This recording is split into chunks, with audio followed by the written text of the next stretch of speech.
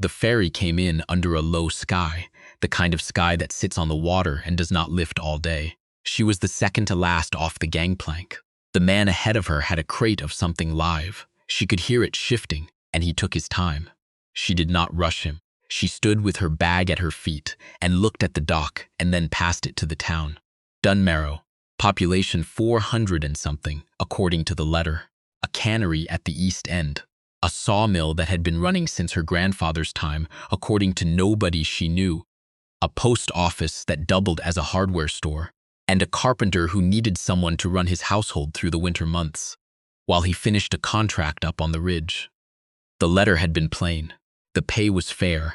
The room was private. He had not written anything about himself beyond what the work required, and she had found that honest. She picked up her bag when the man with the crate had cleared the plank and stepped down onto the dock. The wood was salt gray and swollen with rain. A gull stood on the piling at the far end and did not move when she passed. The town above the waterline was the color of weathered cedar. Everything the same tone. Everything functional. Nothing built to be looked at. She had the address on a folded card in her coat pocket. She did not take it out. She had the number fixed. The main street climbed away from the dock in a gentle slope, past a chandlery with a window full of rope coils, past a diner with steam on the glass, past a laundromat where a man sat reading in a plastic chair. She stopped at the diner long enough to ask a woman wiping tables where the carpenter's house was. The woman pointed up the hill. "Third left," she said, "past the fire hall. You'll see the lumber out front." She thanked her and went. The lumber was there.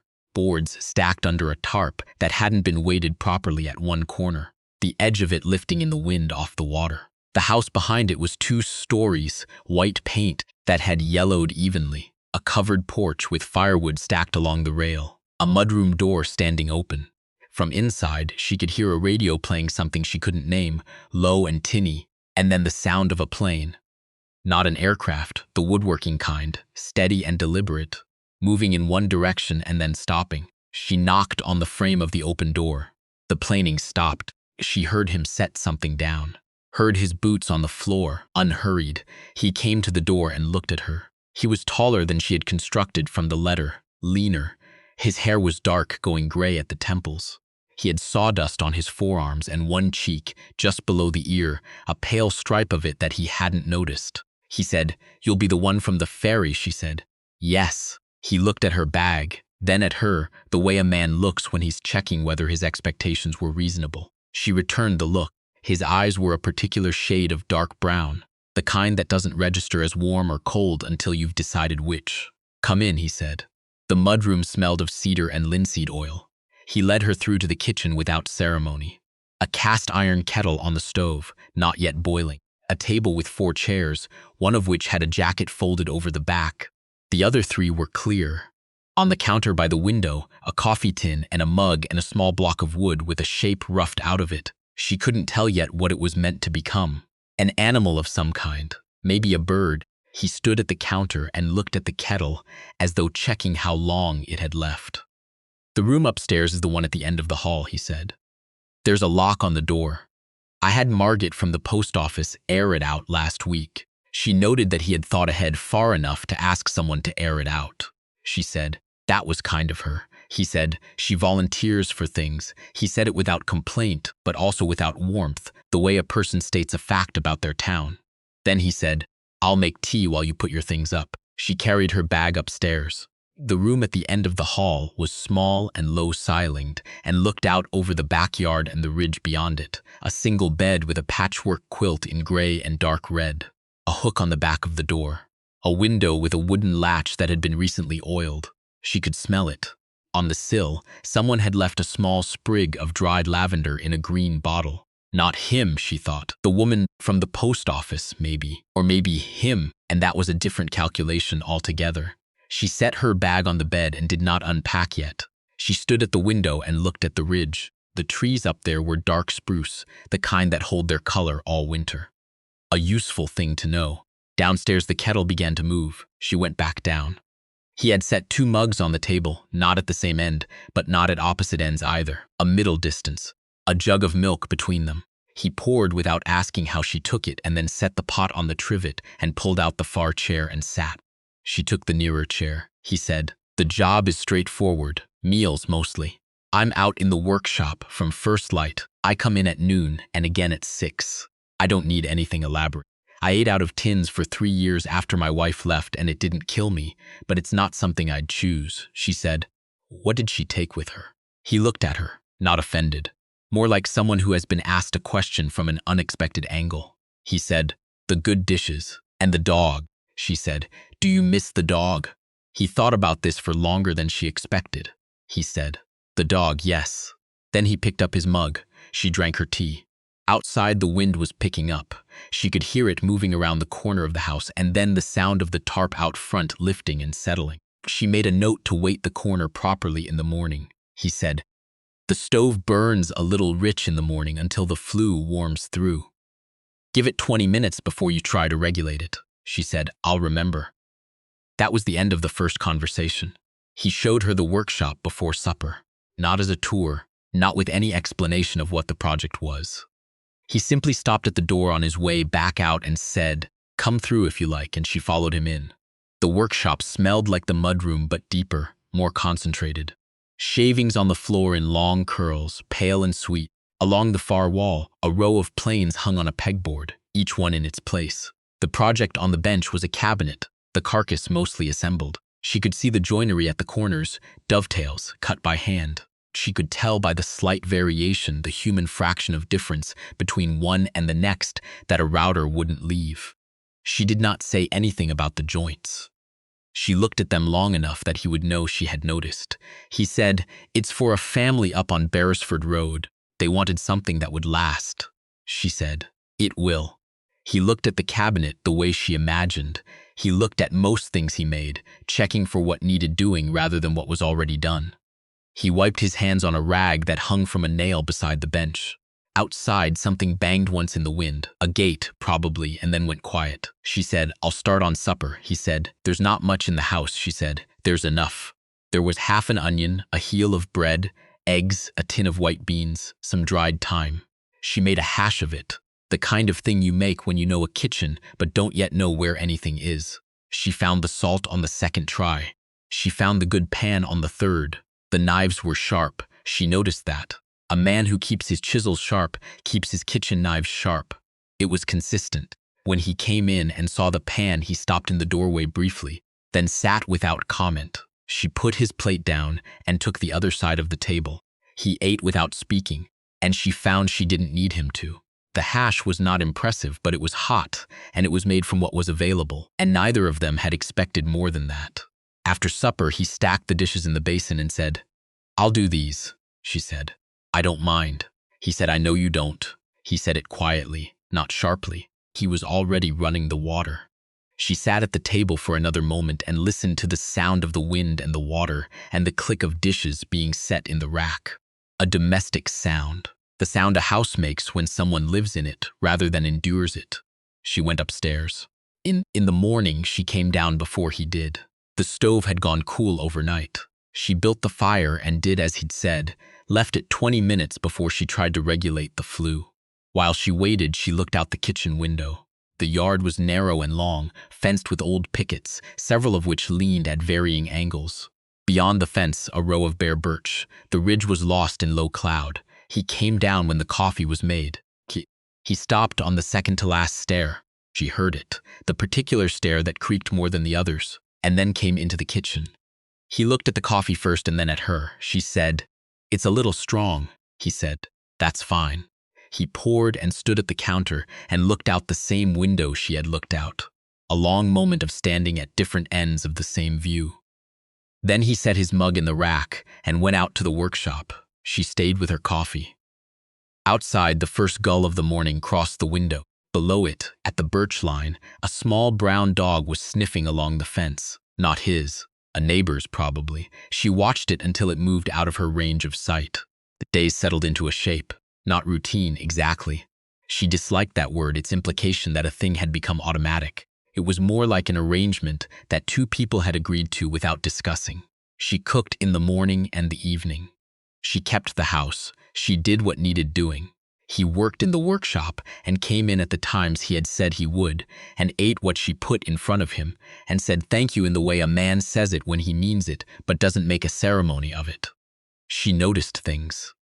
It was what she did, had always done, would likely always do, the habit of a person who had learned that most important information arrives without announcement. She noticed that he took his boots off at the mudroom door even when it would have been faster not to. She noticed that he refilled her mug when he refilled his own, without looking to see if she needed it, as though it were simply part of the sequence. She noticed the block of wood on the kitchen counter. The rough shape she hadn't been able to identify on the first day had been worked a little further, and was now clearly a heron, the neck just starting to emerge from the body. She did not mention it. He did not mention it either. There was a day in the second week when Margaret from the post office came by. She was a woman of about 60 with the efficient manner of someone who had run the same operation for decades and had stopped finding it interesting but hadn't stopped doing it well. She brought a parcel that required a signature and stayed 12 minutes, long enough to have a cup of tea and deliver, with practiced neutrality, the information that the Dewhurst's roof had finally been replaced, and that the fishing boat that had gone aground in August was being salvaged, and that the diner was changing hands in the spring. She listened to all of this. When Margaret left, she cleared the cups. He came in from the workshop at noon and said, Margaret came, for a parcel. She told me about the Dewhursts, he said. She would. He poured himself coffee. Then he said, they lost that roof in a windstorm 3 winters ago. He said it without editorializing. She said she seems to know the town well. He said, she knows everything. He paused. She's not unkind about it. She found that useful to know. In the third week, there was a storm that lasted 2 days. The ferry didn't run. The power went out the first night and was restored by morning. But while it was out, she sat at the kitchen table with a candle and worked on a hem she'd been meaning to fix since she arrived. He sat across from her with a small lamp she hadn't seen before, battery-powered, pale and steady, and worked on something at the table. She could hear the scratch of a pencil. She didn't look up. After a while, he said, do you play? She looked up. He was looking at the shelf on the far wall. She hadn't registered what was on it, had clocked it as storage, and moved on. She looked now. A cribbage board, old, the kind that had been used enough to show it. She said, some. He got up and brought it to the table, and they played 2 games in the dark. He won the first. She won the second by more than she'd intended to. She did not apologize for it. He looked at the board for a moment when it was over. Then he said, good, and put the board back. She picked up her mending.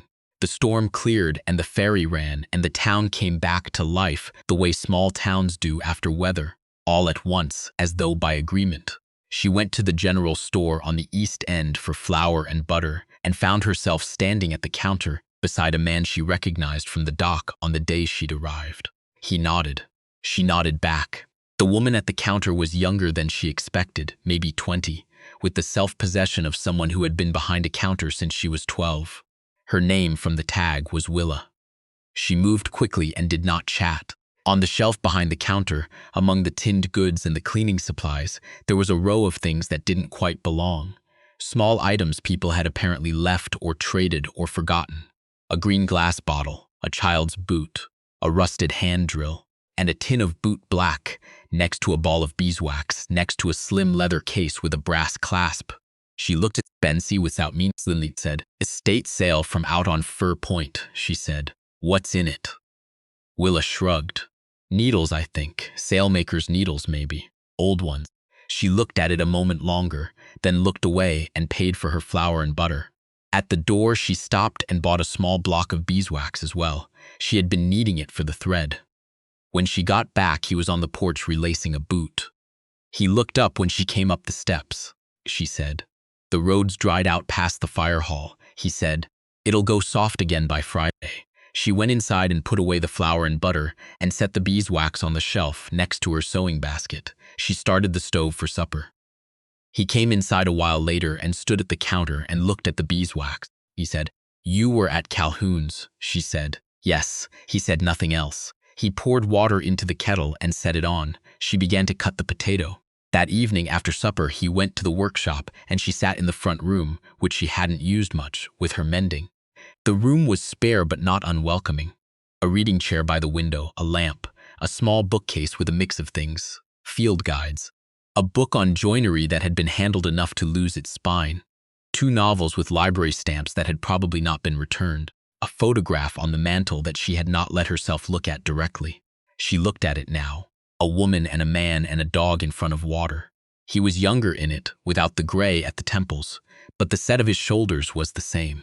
The dog was a retriever of some kind, yellow, ears up. The woman was laughing at something outside the frame. She looked at the photograph for exactly as long as it felt honest to look at it. Then she looked back at her mending. He came back in at 9. He didn't come into the front room. She heard him in the kitchen, heard the fridge open and close, heard the tap. Then she heard him on the stairs. She sat with her mending for another while. The lamp was warm. Outside something moved in the birch. A night bird, maybe, or just the wind. She listened until she could identify it as wind, and then she finished the hem and folded the cloth and went upstairs. 3 weeks after that, on a morning when the frost was back and the birches had gone entirely bare, she was in the kitchen when she heard him at the workshop door. He came into the mudroom and she heard him stop. Then she heard him come through to the kitchen doorway and stop again. She turned. He was holding something. A small wrapped bundle in brown paper, the way things from the hardware counter were wrapped when they were too awkward for a bag. He set it on the table without comment and went back to the mudroom to hang up his jacket. She looked at the package. She crossed to it and turned back the paper. Inside was the leather case with the brass clasp from Calhoun's. She opened it. Sailmaker's needles, as Willa had said. 6 of them, graded in size, all in good condition, the metal still with a dull shine. And beside them in a loop of thread something else, a spool. Not the sailmaker's kind, a fine sewing thread in a particular color, a color between pewter and rainwater, a color she had stopped at in Calhoun's for 3 seconds before telling herself she had no current use for it and moving on. She had not told him this. She had not looked at him when she set it back. She stood at the table with the case in her hands and did not move for a moment. Outside the workshop was quiet. She could hear the birches and the far-off sound of the cannery starting its morning shift and the particular silence that follows when a man who has been making noise goes still. She set the case on the table, carefully, the way you set something down when you are thinking about more than where it lands. She closed the lid. She touched the brass clasp once with the side of her thumb. Then she turned back to the stove and began to get on with the morning. He came in at noon and sat at the table, and she put a bowl down in front of him and took the other side. He said, "The needles might be too large for what you're doing," she said. "The sailmaker's kind works for canvas." "I have canvas work I've been putting off," he said. "That's what I thought." He picked up his spoon. She picked up hers. Outside, the first snow of the season had begun. Not serious yet, just a feeling. The air thinning and going still in the way it does before the temperature drops for good. The frost on the birches caught what light there was and held it, the way certain things hold light without appearing to try. She ate her soup. He read the back page of a week-old newspaper he'd found on the counter. She watched him turn it over and read the front and set it face down on the table. He had the same look she had seen him have at the cabinet in the workshop, not satisfied exactly, more like resolved. Like a man who has taken the measure of something and found it adequate. She thought about the thread, the particular color of it, the fact that she had not looked at him when she set it back, and the fact that apparently it had not mattered. She had not been looked at that carefully in a long time. Not carelessly. She'd had plenty of carelessly. Carefully was different. Carefully meant someone was paying attention to what you did rather than what you said, and she was a person who said very little. She did not know what to do with that yet. She left it where it was, the same way she had left the leather case on the table. Set down carefully, clasp closed, nothing declared. He folded the newspaper and put it on the stack by the door. He stood up and rinsed his bowl and set it in the rack and said, "I should have that cabinet done by the end of the week," she said. "They'll be pleased." He put on his jacket. He stopped at the mudroom door. He said, "There are heavier curtains in the upstairs closet if the cold comes through the window at night. Right side, top shelf," she said. "Thank you," he said. "You'd have found them." He went out. She sat with the last of her soup and listened to the workshop door open, and a moment later, the first stroke of the plane. Steady, deliberate, moving in one direction. She had learned by now what each sound meant. The plane for smoothing, the chisel for fitting, the mallet for persuasion. She had learned which sounds meant the work was going well and which meant it wasn't. She had not told him she knew this. Some things were useful to know without making them known. The snow outside the window had decided. It was coming down properly now, in the small quiet flakes that meant it would stay. She watched it settle on the fence pickets, on the birch branches, on the stack of lumber under the tarp, which she had weighted properly at the corner the week she arrived, and which had not lifted since. She got up and cleared the table. She set the soup pot to soak. She stood at the window for a moment and watched the snow come down on the yard she had come to know. The birch line and the gate that banged in wind and the ridge beyond all of it going white and patient. She had stopped looking for reasons to leave some time ago. She had not marked the day. It had not felt like a decision so much as a door she had walked through without noticing and turned around and found herself already on the other side. From the workshop, the plane moved and stopped and moved again. She dried her hands on the cloth by the sink. She went to get the heavier thread.